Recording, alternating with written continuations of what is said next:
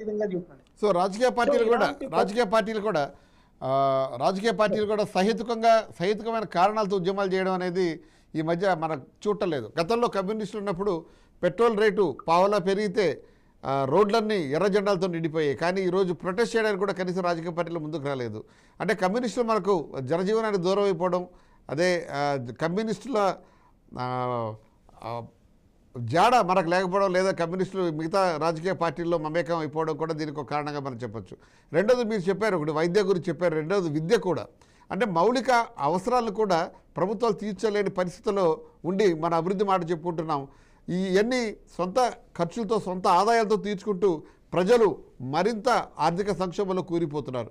అంటే దేశం ముందుకెళ్తుంది, ప్రజలు వెనక్కి వెళ్ళిపోతున్నారని మనం భావించాలా? ఖచ్చితంగా అండి. ఎందుకంటే ప్రభుత్వాలు తమ బాధ్యతల నుంచి తప్పించుకుంటున్నాయి.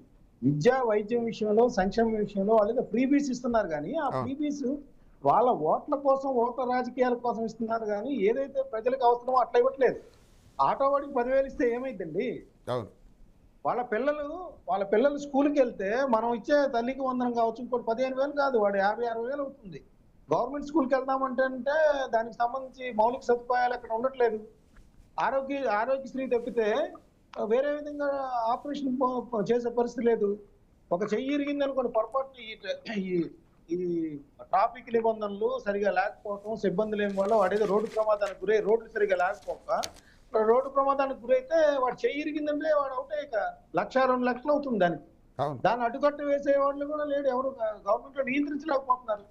సో ప్రజా ఉద్యమాల నిర్మాణం, ప్రభుత్వ వ్యతిరేక ఉద్యమాల నిర్మాణం, ప్రభుత్వ విధానాల మీద వ్యతిరేకిస్తూ నిర్మాణం చేయడం అనేది ఇప్పుడు పూర్తిగా